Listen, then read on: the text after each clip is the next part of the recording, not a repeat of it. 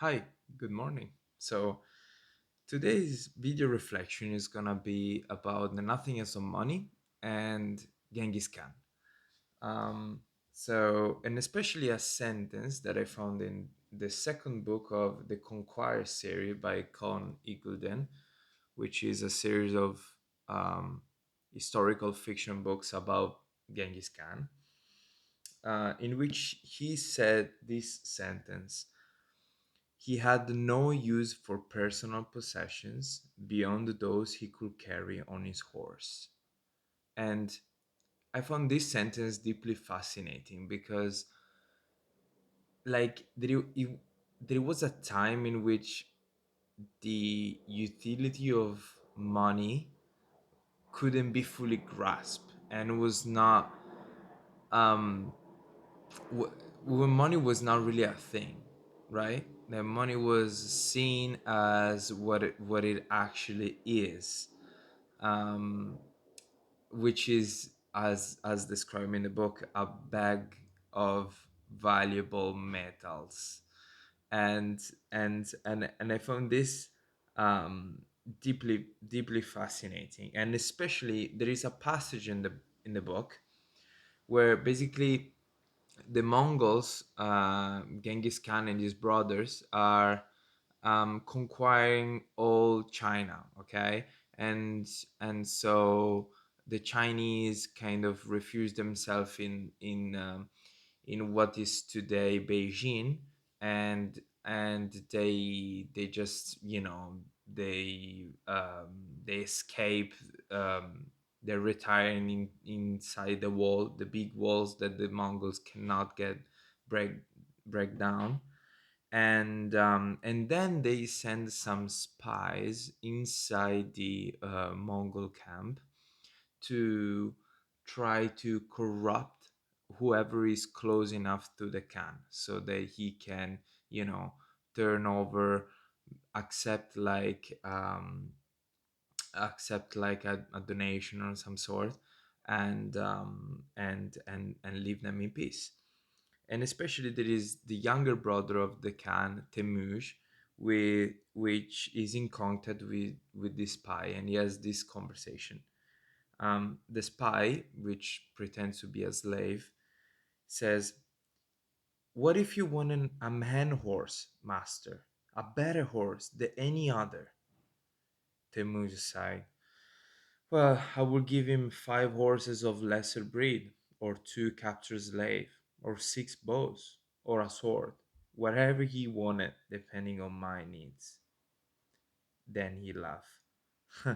"If I told him I had a bag of valuable metal that would buy him another horse, he would tell me to try it on some other fool." And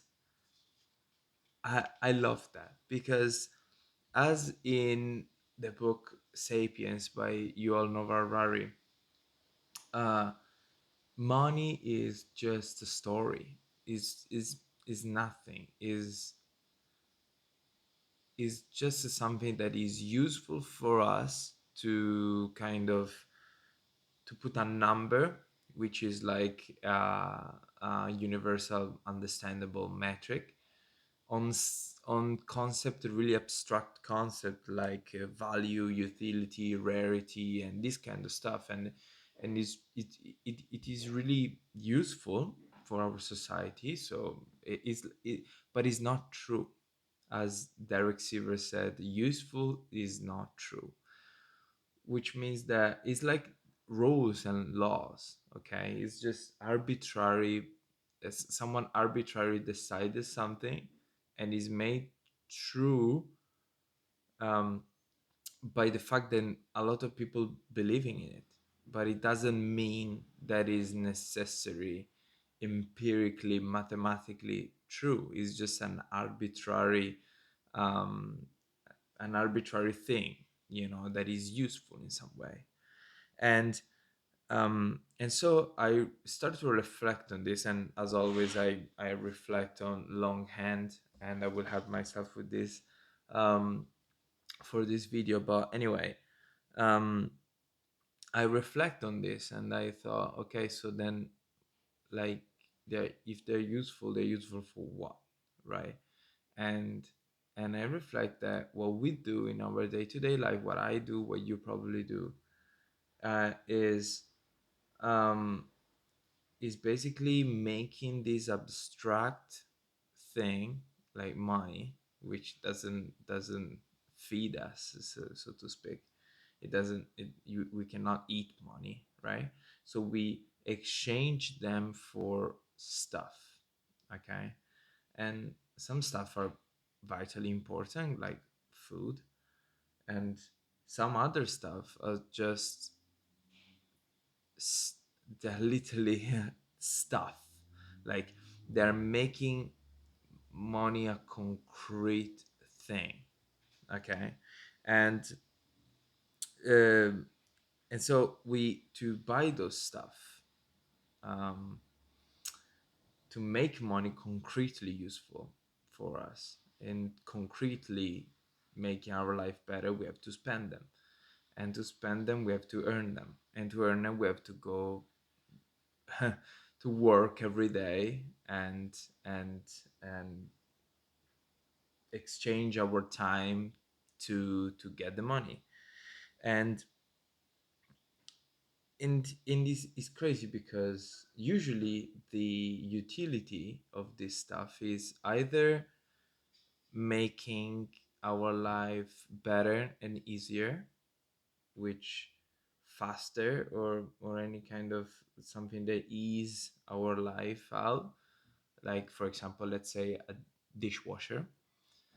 Or the second reason we use money for is to acquire status and prestige and earn, like, and buy increasingly better things, okay? And so and this made me think about a quote from Thoreau book Walden, that says basically, the cost of a thing is the amount of what I will call life, which is required to be exchanged for it immediately or in the longer run. So basically, if you think about it, the our currency is time. And so we exchange time, which is a way to measure our life, because when we run out of time, our life ends, to get the money. So we go work, we live, we exchange our life to get this bag of valuable metal, right? And so isn't that like absurd? Like, um so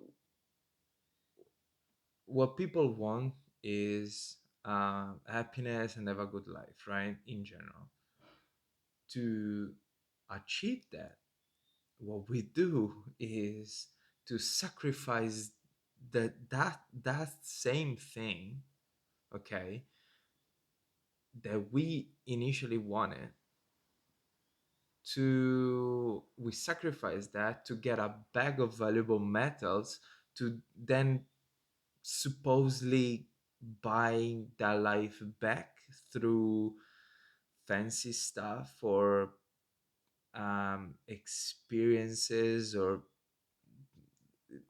like it's a bit it's a bit forced, okay? But uh our society is based on that, and nobody ever questioned this. Like, it's just normal, it's just how things work. and and this element of absurdity is exactly was the Chinese spy struggled to make the brother of the Khan understand in the book. Because for them um it's just either you trade stuff, like you're bartending stuff with other people, and so you can get it, or you use your strength to get it, right? And this is probably one of the reasons why um, we introduced money in the first place, because of course it's not good to use physical power to acquire stuff. But it was it didn't make any sense to them. It didn't make any sense, and we became, I guess, I argue, like that tribesman in the story, that farmer with a horse of really good breed. um, we have this beautiful horse, an amazing breed of horse, and we give it away for a bag of metals, in hoping that we will, with that bag of metal, we will buy them the horse back, right? The horse is, of course, our life. And back then, it's crazy, like a farmer with no education whatsoever would have laughed to the at the deal, and he would have, say, try it on another fool. I'm not stupid, right? Today we are that fool. Today we are that fool. And so basically, for a concrete example, right? I thought about, a concrete example, and it works something like this: the modern deal, right? Um, we we we go work, we're busy, so we don't want to taking care of mundane stuff, like, for example, washing the dishes, right? And so what we do is go to work and work more to earn the money to buy something to help us with this problem of washing our dishes. And so what we do, we use money to buy a dishwasher, which make our life easier, right? Usually the way to acquire such a expensive thing is usually through debt, which costs us more money in interest that we don't immediately see, and so people tend to neglect. Then there is other cost to this dishwasher, which is, like, of course, air, the energy they consume, and water consumed every time you use it. So more money that we don't immediately see. Then there are some products that you have to use specifically to make it work, like whatever, caps or soap or whatever. And so other money that we don't immediately see. And to pay all this, we pay all this with our life by spending more and more time away from home, to go and work and get the money to pay this thing, to don't spend time to wash the dishes, right? And and my thing is like I would rather just work less and don't use the money for a dishwasher and spend more time at home doing doing my dishes, and of course I'm simplifying here, and I don't want to sound like naive or whatever. I understand, the like, I know I go work every day, I know the utility, but as if you really put like a spotlight to it, like, it doesn't make much sense to me. And um we it was supposed to be a time saver thing, like the dishwasher, but then we use time, more time at work and away from home, right, to pay that thing back. So what's the point? Why not just washing by hands and work less and less over time, at the diminishing of our needs and our time saver thing, right? So the less you need, the less important money will be for you.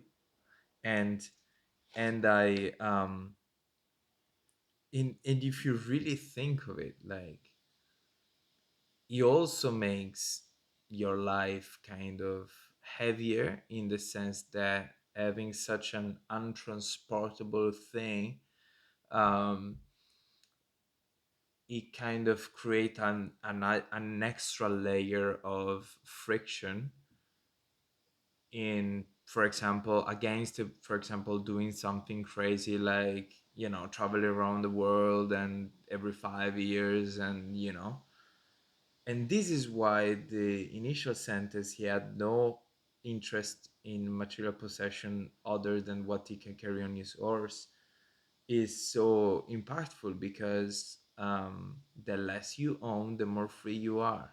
You can always like put all your possessions in the essential that you need to be happy, and with your life, in a backpack ideally, and just move, right? And this is exactly, this is linked to my own personal life, where right now, when I'm in Australia, and I moved in Australia and my parents, and I had only one hiking bag, like the one, like the big bag, but only one bag, no other suitcases of trolleys, and it was mostly full of books, because it's the only physical thing that I found worthwhile to carry on my back, and very little clothes, one only pair of shoes I was wearing, and so on. So, but I take kind of, I mean, I I like that way, this way of living, because I can just take my backpack and move, right?